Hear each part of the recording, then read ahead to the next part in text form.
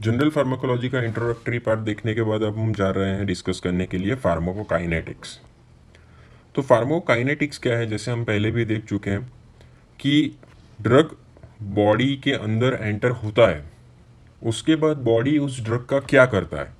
तो that is pharmacokinetic, what body does to the drug. जैसे यहाँ पे एक एग्जांपल दिखाया है आपको कि ड्रग जैसे कोई ओरल फॉर्मुलेशंस में है, टैबलेट फॉर्मुलेशंस में है, आपने ले लिया है ओरली, उसके बाद क्या होता है, तो पहला चीज़ होता है उसका अब्जॉर्प्शंस। सो ड्रग उसके डोजेज फॉर्म में से रिलीज होता है और उसके बाद वो अब्जॉर्ब होता है। सबसे पहला स्टेज ये होता है कि अब्जॉर्ब होता है, स्टमक में से या इंटेस्टाइन में से उसका अब्जॉर्प्शन होता है। फिर जाके वो ब्लड में चला जाता है और ब्लड में कुछ फ्रैक्शन फ्री ड्रग रहता है और कुछ वो प्रोटीन के साथ बाउंड हो जाता है। अब ये इक्विलिब्रियम में रहता है, मीन्स जैसे जैसे फ्री ड्रग खत्म होता रहता है, ये प्रोटीन बाउंड ड्रग अलग होता रहता है और अगेन फ्री ड्रग में कन्वर्ट होता रहता है। ये फ्री ड्रग फिर जाता है साइट ऑफ एक्शन की तरफ, जहाँ पे उसको काम करना है, दवाई को जहाँ पे काम करना है, और बाकी की दवाई उसके बाद कुछ टिश्यू के प्रति उसकी एफिनिटी हो, कोई टिश्यू के साथ उसको बाइंड होना हो तो वहाँ पे जाता है। सो ये सब जो पूरी चीज़ है ये डील होता है उसका डिस्ट्रीब्यूशन पार्ट में। सो एक अब्जॉर्प्शन हो गया, दूसरा हो गया डिस्ट्रीब्यूशन। उसके बाद जो फ्री ड्रग है उसका मेटाबॉलिज्म होता है, उसे बायो ट्रांसफॉर्मेशन भी बोलते हैं। सो थर्ड पार्ट होता है दैट इज इट्स मेटाबॉलिज्म। और चौथा चीज़ है कि उसके जो मेटाबोलाइट्स बन गए अब वो बॉडी में से बाहर निकलने लगते हैं अलग अलग रूट से, mostly urine, bile, faeces, sweat, saliva, अलग अलग तरीके से बाहर निकलते हैं। इस पार्ट को बोलते हैं चौथा और लास्ट पार्ट एक्सक्रीशंस। सो बॉडी ये सब करता है, ड्रग का अब्जॉर्प्शन करता है, उसका डिस्ट्रीब्यूशंस करता है, उसका मेटाबॉलिज्म करता है और उसका एक्सक्रीशंस करता है। तो ये सब जो एस्पेक्ट, ये मूवमेंट जो है ड्रग का in, through and out of the body, तो उससे सब कुछ ये जो होता है वो फार्माकोकाइनेटिक्स में कवर होता है। सो ड्रग मूवमेंट बहुत ज़रूरी है और ड्रग मूवमेंट पे से अभी हम जा रहे हैं movement of drug across membranes के, मेम्ब्रेन्स के अंदर बाहर ड्रग का मूवमेंट कैसे होता है, तो वो देखना और समझना बहुत ज़रूरी है। तो हमें पता है कि कोई भी जो सेल मेम्ब्रेन होता है स्पेशली ह्यूमन बॉडीज़ में, वो बाई लेयर्ड होता है, दो लेयर होते हैं। और वो जो दो लेयर होते हैं उसमें फॉस्फोलिपिड रहता है, as the name suggest phospholipid रहता है। उसमें बाहर की तरफ हाइड्रोफिलिक साइड रहता है और बीच की तरफ हाइड्रोफोबिक साइड रहता है। अब ये क्या है हाइड्रोफिलिक और हाइड्रोफोबिक, ये टर्मिनोलॉजी भी समझ लेते हैं। हाइड्रोफिलिक यानी कि प्यार करना, फिलिक मीन्स के प्यार करना, लव करना, हाइड्रो मीन्स H2O। तो हाइड्रोफिलिक सब्सटेंस को क्या होता है कि पानी से प्यार होता है। यार हाइड्रोफोबिक को क्या होता है कि हाइड्रो मीन्स पानी और फोबिया मीन्स फियर। सो उसको पानी से डर लगता है, ठीक है। लेकिन उसको किससे प्यार लगता है, उसको लिपिड से प्यार लगता है। सो ये लाइपोफिलिक होते हैं, तो इसे लाइपोफिलिक भी कहा जाता है, राइट। तो इसको पानी से प्यार होता है। कौन कौन सा होता है, जैसे सॉल्ट्स हैं, आयंस हो गए, तो इसको पानी से ज़्यादा प्यार होता है, तो वो सब हाइड्रोफिलिक है या फिर लाइपोफोबिक है। और जो दूसरे सब्सटेंस है जिसको लिपिड से ज़्यादा प्यार होता है, लाइपोफिलिक होते हैं, वो होते हैं ऑयल और फैट, ऑब्वियसली। और ये सब जो कंपाउंड है हाइड्रोफिलिक कंपाउंड, उसको आयनिक कंपाउंड या पोलर कंपाउंड्स भी कहते हैं और इसको नॉन कोवेलेंट और नॉन पोलर कंपाउंड भी बोलते हैं। तो ये सब बेसिक डिफरेंस है हाइड्रोफिलिक और हाइड्रोफोबिक का। अब जो मूवमेंट होता है ड्रग का अक्रॉस द मेम्ब्रेन या फिर ट्रांसफर होता है, तो उसको स्पेशली तीन कैटेगरीज में डिवाइड किया जाता है। एक जो होता है that is called as filtration, दूसरा होता है that is passive diffusion, and तीसरा एक स्पेशलाइज ट्रांसपोर्ट सिस्टम। सो ये इस तीन हेडिंग पे हम लोग डिस्कशन करेंगे कि ड्रग का मूवमेंट अक्रॉस द मेम्ब्रेन कैसे होता है। तो सबसे पहला चीज़ है फिल्ट्रेशन। अब फिल्ट्रेशन हमको पता ही है कि filtration means simple filtration method, right. जैसे ग्लोमेरुलर फिल्ट्रेशन होता है, हमारा जो किडनी है उसमें ग्लोमेरुलस है, उसमें फिल्ट्रेशन होता है। और फिल्ट्रेशन में क्या सबसे इंपॉर्टेंट है, फिल्ट्रेशन में मोलिकुलर वेट, मोलिकुलर साइज, ये सबसे ज़्यादा इंपॉर्टेंट है। तो जो स्मॉलर मोलिकुलर साइज वाला है वो जो पोर में से पास हो जाता है, और हायर मोलिकुलर वेट वाला है, हायर मोलिकुलर साइज वाला है, वो फिल्टर हो जाता है। सो हायर कॉन्सेंट्रेशन के से लोअर कॉन्सेंट्रेशन की तरफ ये जब बढ़ता है तो फिल्ट्रेशन में क्या होता है कि यहाँ पे फिल्ट्रेटिव पोर्स होते हैं और एक्वस पोर होते हैं, उसके अंदर से जो भी मोलिकुलर साइज बड़ा है वो रह जाता है और वो छोटा है वो आगे बढ़ जाता है। सो ये सिंपल प्रोसेस है, फिल्ट्रेशन प्रोसेस है, और उसमें लिपिड सॉल्युबिलिटी का कोई रोल नहीं है। लिपिड इनसॉल्युबल ड्रग, जो वाटर सॉल्युबल ड्रग और हाइड्रोफिलिक ड्रग्स बोलते हैं, वो इस तरह से पास होते हैं। सो किडनी में मोस्टली जो फिल्ट्रेशन प्रोसेस चलता रहता है। सो ये एक है, सिंपल चीज़ है, सिंपल फिल्ट्रेशन प्रोसेस है। क्लिनिकल रिलेवेंस क्या है फिल्ट्रेशंस का? तो हमें पता ही है कि फिल्ट्रेशंस, काफ़ी सेल्स ये फिल्ट्रेशंस के ऊपर, मूवमेंट के ऊपर डिपेंडेंट रहते हैं। अब उसमें पोर्स होते हैं कि कितने डायमीटर्स के पोर है, तो वो पोर में से स्मॉलर मोलिक्यूल्स निकल जाते हैं और लार्जर मोलिक्यूल्स रह जाते हैं। सो जिसका मोलिकुलर वेट 100 या 200 से ज़्यादा है वो पास नहीं हो सकती ऐसी ड्रग्स। जब जो मेजोरिटी ऑफ द सेल्स होते हैं जैसे आरबीसी, इंटेस्टिनल म्यूकोजा, उसका पोर्स छोटे पोर्स होते हैं वहाँ पे, जबकि कुछ कैपिलरीज जो होती है वो कैपिलरीज में पोर्स बड़े होते हैं, वो बड़े बड़े पोर्स होते हैं। सो उस टाइम के पास क्या होता है कि बड़ी बड़ा प्रोटीन्स भी इवन उसके थ्रू निकल जाता है। सो ये क्लिनिकल रिलेवेंस यही है कि मोस्ट ऑफ द सेल्स में जो पोर्स होते हैं छोटे होते हैं, इसलिए सेल्स में से ड्रग को पास होना बहुत डिफिकल्ट होता है। लेकिन जो कैपिलरीज है उसमें पैरासेल्युलर स्पेस में, दो सेल के बीच में जो स्पेस होता है उसे पैरासेल्युलर स्पेस बोलते हैं, उसमें बड़ा पोर्स होता है और उसमें से इवन प्रोटीन भी निकल आता है। तो हमको क्लिनिकली अगर रिलेवेंस बोले तो ईडीमा, जब भी पेशेंट को ईडीमा होता है, शरीर फूलने लगता है, स्वेलिंग होने लगता है, तो वो क्यों होता है कि प्रोटीन एक्स्ट्रावजेशन हो जाता है, अरे वो पैरासेल्युलर स्पेस में से इवन प्रोटीन भी निकल जाता है। सो उससे वो हो जाता है। सो ये एक फिल्ट्रेशन का क्लिनिकल रिलेवेंस है। दूसरा और मोस्ट इंपॉर्टेंट जो चीज़ है वो है पैसिव डिफ्यूजन। ये समझना बहुत ज़रूरी है, वैसे सिंपल है लेकिन ये समझना बहुत ज़रूरी है क्योंकि मेजोरिटी ऑफ ड्रग्स जो सेल के थ्रू ट्रांसफर होता है वो ये पैसिव डिफ्यूजन से ही होता है। सो पहला फिल्ट्रेशन अपना ओवर है, दूसरा हम पैसिव डिफ्यूजन देख रहे हैं। अब यहाँ पे एक फिगर दिखाया गया है, यहाँ पे फिगर पे क्या दिखाया गया है कि यहाँ पे जो एक सेक्शन है वहाँ पे हायर कॉन्सेंट्रेशन ऑफ ड्रग है और यहाँ पे लोअर कॉन्सेंट्रेशन ऑफ ड्रग है। ठीक है, तो ये आपको दिखाया गया हुआ है। और जो लाल कलर की दवाई है वो है लिपिड सॉल्यूबल। तो ये जो पैसिव डिफ्यूजन होता है वो लिपिड सॉल्युबिलिटी पे बहुत डिपेंडेंट रहता है। सो जो लिपिड सॉल्यूबल ड्रग है वो क्या करती है कि हायर कॉन्सेंट्रेशन से लोअर कॉन्सेंट्रेशन की तरफ मेम्ब्रेन को पास करके निकल जाती है, बिकॉज वो लिपिड सॉल्यूबल है। ठीक है, सो यहाँ पे एक तो पहली बात मूवमेंट होता है हायर कॉन्सेंट्रेशन से लोअर कॉन्सेंट्रेशन तक। सो कॉन्सेंट्रेशन डिपेंडेंट मूवमेंट होता है। सो उसे डाउन हिल मूवमेंट भी कहा जाता है, बिकॉज आप ज़्यादा से कम की तरफ आ रहे हो। ठीक है, सो रेट ऑफ डिफ्यूजन होता है वो 2-3 फैक्टर्स के ऊपर डिपेंड इसमें होता है पैसिव डिफ्यूजन्स में। सो concentration gradient across the membrane, पहली बात वो तो हमको पता चल गया कि कॉन्सेंट्रेशन ग्रेडियंट होना चाहिए, यहाँ पे हाई होना चाहिए, यहाँ पे लो होना चाहिए, तभी लिपिड सॉल्युबल ड्रग यहाँ से क्रॉस करेगी। दूसरा डिपेंडेंट रहता है ये process physicochemical properties of drug. Drug का भी क्या प्रॉपर्टी है, ड्रग लिपिड सॉल्युबल है, वाटर सॉल्युबल है, क्या है, उसके ऊपर भी रहता है। और तीसरा इंपॉर्टेंट चीज है membrane permeability, surface area and blood flow. वहां पे कितना अच्छा ब्लड फ्लो है, कितना बड़ा सरफेस एरिया है, परमिएबिलिटी का क्या इश्यू है, तो ये फैक्टर्स के ऊपर भी पैसिव डिफ्यूजन डिपेंड करता है। अब उसका क्लिनिकल रिलेवेंस क्या है, बहुत बहुत बहुत इंपॉर्टेंट है ये क्लिनिकल रिलेवेंस, बहुत पूछते हैं एग्जाम में। तो क्लिनिकल रिलेवेंस ये है कि lipid solubility of a drug, ionization status और pH of drug and medium. So ये तीनों के पैसिव डिफ्यूजन्स के साथ उसका लेना देना है। जैसे पहले बात करते हैं लिपिड सॉल्युबल, तो जितना ज़्यादा लिपिड सॉल्युबल होगा उतना पैसिव डिफ्यूजन अच्छा होगा। तो ये सिंपल उसका कोरिलेशन है, more lipid soluble drug good passive diffusions. ठीक है, दूसरा चीज़ हो गया आयोनाइजेशन स्टेटस। अब ये समझना बहुत ज़रूरी है।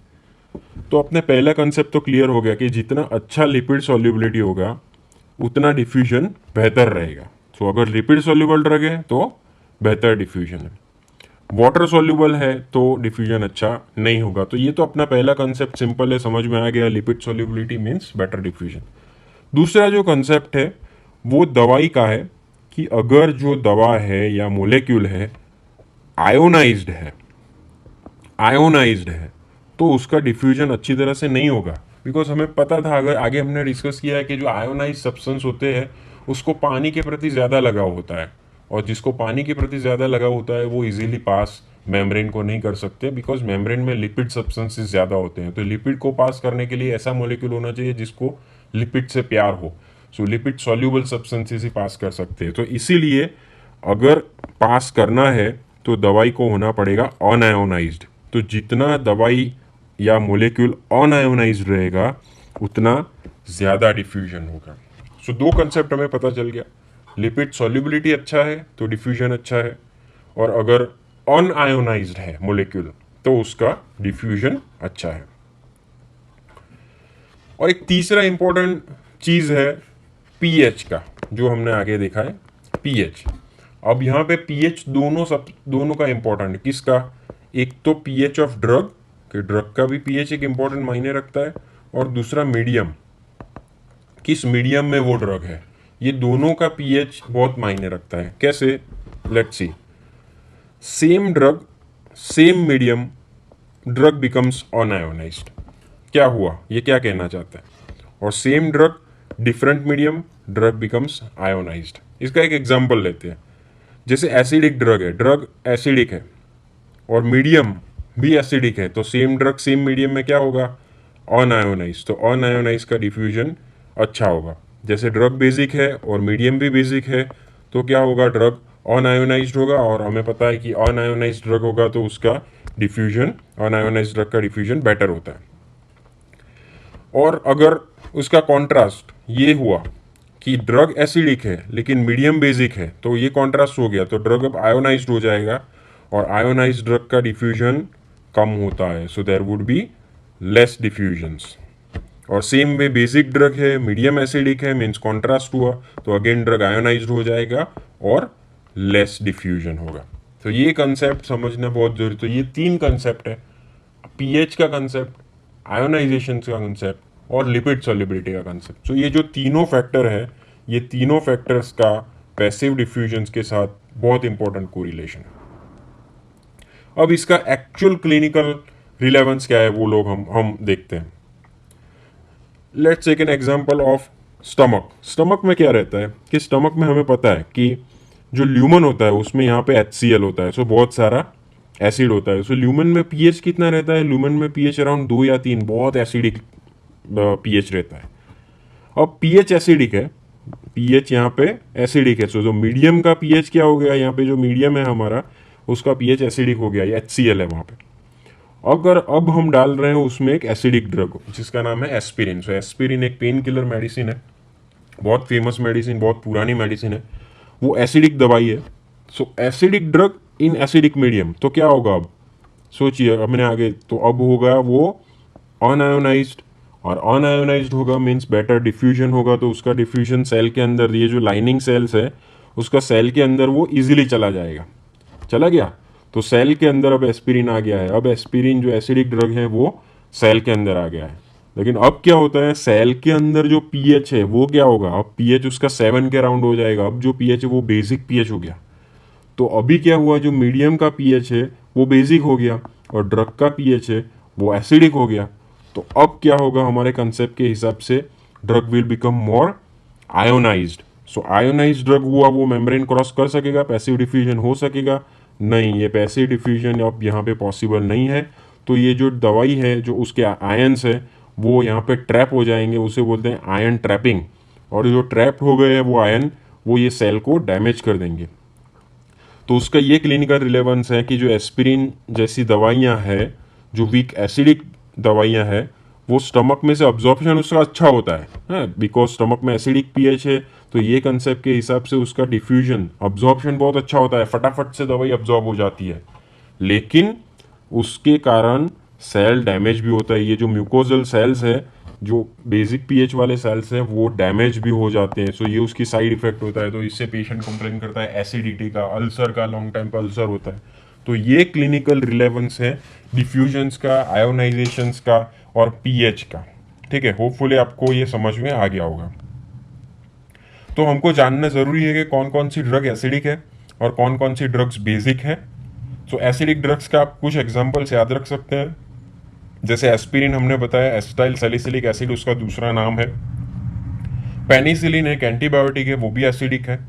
सेंट्रल नर्वस सिस्टम में हम दो दवाइयां पढ़ेंगे, थायोपेंटोल जो एनेस्थेटिक एजेंट की तरह यूज होता है और फेनिटोइन वो एंटी कन्वर्जेंट एपिलेप्सी में यूज होता है। सो ये सब दवा एसिडिक है। और एसिडिक दवा ऑब्जर्व कहाँ से अच्छी होती है? जहाँ पे एसिडिक एनवायरनमेंट हो, वो होता है स्टमक में। और सेम वे कुछ दवा बेसिक होती है, जैसे एट्रोपिन जो हम एएनएस में पढ़ेंगे, ऑटोनोमिक नर्वस सिस्टम में। मॉर्फिन वो भी एक पेन किलिंग मेडिकेशन से अलग तरीके से काम करता है। क्लोरोक्विन जो एंटी मलेरियल दवा है, एफेड्रिन एएनएस में पढ़ेंगे। तो ये सब जो दवाइयाँ हैं वो बेसिक दवाइयाँ हैं। सो बेसिक दवाइयाँ कहाँ से बेहतर अब्जॉर्ब होंगी? बेसिक पीएच जहाँ पे होगी। और बेसिक पीएच कहाँ पे होती है? इंटेस्टाइन में। So same medium same drug, better absorption because drug becomes unionized. So उसी कंसेप्ट के ऊपर हमें ये कुछ कंसेप्ट्स याद रह जाएंगे। अब चलते हैं दूसरा clinical relevance, the case of toxicity. ये तो हमने अब्जॉर्प्शन का केस देखा। तो दूसरा ये जो पैसिव डिफ्यूजन्स के साथ पीएच का जो लेना देना है, आयोनाइजेशंस का लेना देना है, उसको हम कैसे जस्टिफाई कर सकते हैं? सो वो जस्टिफाई कर सकते हैं एसिडिक ड्रग पॉइजनिंग में। जैसे फॉर एन एग्जांपल, किसी भी पेशेंट ने बहुत सारा एसिडिक ड्रग खा लिया। सेम वे आप सोच लीजिए कि किसी पेशेंट ने बहुत सारा एस्पिरिन खा लिया, ठीक है, तो अब एसिडिक ड्रग का पॉइजनिंग हो गया। अब क्या जरूरी है? तो अभी ये जरूरी है कि उसके बॉडी में से हमको किसी भी तरह से एसिडिक ड्रग को बाहर निकालना है, ठीक है। तो अभी अब्जॉर्प्शन का पार्ट तो खत्म हो गया। इवेंचुअली क्या होता है कि बॉडी भी ड्रग को बाहर निकालती है, यूरिन के थ्रू बाहर निकालती है। तो यूरिन में कैसे निकालती है उसका भी हम लोग पढ़ेंगे डिटेल में, लेकिन उसका किडनी में ऐसे ट्यूब्यूल्स होते हैं, ठीक है। अगर आपने फिजियोलॉजी में पढ़ा होगा तो ऐसे उसके नेफ्रॉन जो यूनिट होता है उसके नेफ्रॉन्स में ऐसे ट्यूब्यूल्स है। और ये ट्यूब्यूल्स का एक इंपॉर्टेंट रोल है रीअब्जॉर्प्शन। रीअब्जॉर्प्शन क्या होता है? ये ट्यूब्यूल्स जो है वो जो भी इंपॉर्टेंट चीज़ें हैं जो निकल गई है फिल्ट्रेशन से, उसको रीअब्जॉर्ब बॉडी में वापस फिर से ले लेगा। ओके, सो इंपॉर्टेंट कुछ चीज़ यूरिन में निकल ना जाए, इसके लिए ये रीअब्जॉर्प्शन प्रोसेस काम करता है। किडनी में जो नेफ्रॉन्स होते हैं उसमें जो ट्यूब्यूल्स है उसमें से इंपॉर्टेंट रीअब्जॉर्प्शन प्रोसेस चलता रहता है। और ये रीअब्जॉर्प्शन है वो भी पैसिव डिफ्यूजन का type of transfer of molecule है। सो जैसे पैसिव डिफ्यूजन्स में सेम कॉन्सेंट्रेशन ग्रेडियंट में लिपिड सॉल्युबिलिटी की वजह से जो डिफ्यूजन होता है मोलिक्यूल का, तो वैसा ही रीअब्जॉर्प्शन प्रोसेस में होता है। तो अभी क्या होता है, अगर एस्पिरिन हमने बहुत खा ली है पेशेंट ने, तो अभी एस्पिरिन का जो एसिडिक मोलिक्यूल है वो यहाँ पे चला जाएगा, ठीक है। तो अभी हमारा एम क्या है कि ये दवा को बॉडी में से ज़्यादा बाहर निकालना। तो अब कैसे हम बाहर निकाल सकते हैं? सो एक रीज़न है और एक आइडिया है जिससे हम बाहर निकाल सकते हैं। क्यों ना हम यूरिन को अल्कलाइनाइज कर दें। ये जो यहाँ पे जो यूरिन पड़ा है उसको हम अल्कलाइन बना दें। उससे क्या होगा कि अगर हम यूरिन को अल्कलाइन बना देते हैं तो हमारा मीडियम ऑफ यूरिन हो गया, तो वो हो गया अल्कलाइन, मतलब बेसिक। और हमारा जो ड्रग है एस्पिरिन वो है एसिडिक। तो जब भी एस्पिरिन यहाँ पे आएगा तो हमारा यूरिन होगा बेसिक, ड्रग होगा एसिडिक। तो क्या होगा, अब जो एस्पिरिन बन जाएगा आयोनाइज्ड, और आयोनाइज्ड सब्सटेंस अच्छी तरह से रीअब्जॉर्ब नहीं होगा, सो बॉडी में वापस नहीं जाएगा। तो उसका मतलब कहाँ जाएगा? बॉडी में से वापस नहीं जाएगा, तो बॉडी में से बाहर जाएगा। तो वही कंसेप्ट है कि ज़्यादा से ज़्यादा एस्पिरिन बॉडी में से बाहर निकल जाएगा और पेशेंट को फायदा हो जाएगा। So acidic drug alkaline medium में आयोनाइज्ड होगा, सो उससे अब्जॉर्प्शन कम होगा, रीअब्जॉर्प्शन कम होगा और ज़्यादा से ज़्यादा एक्सक्रीशन यूरिन में होगा। तो इवेंचुअली इन नटशल ये यही कहना चाहते हैं कि जब भी कुछ ऐसा एसिडिक ड्रग का पॉइजनिंग हो एस्पिरिन जैसा, सो उसमें आप यूरिन को अल्कलाइनाइज कर दीजिए, कॉन्ट्रास्ट कर दीजिए मीडियम को, तो उससे आयोनाइजेशन होके ड्रग बॉडी में से बाहर निकल जाए और रीअब्जॉर्प्शन ना हो। और सेम वे अगर बेसिक ड्रग का पॉइजन ही है तो यूरिन को एसिडिफाई कर दीजिए, जैसे अगेन सेम कंसेप्ट पे ड्रग आयोनाइज होके बॉडी में से बाहर निकल जाए। Thank you very much.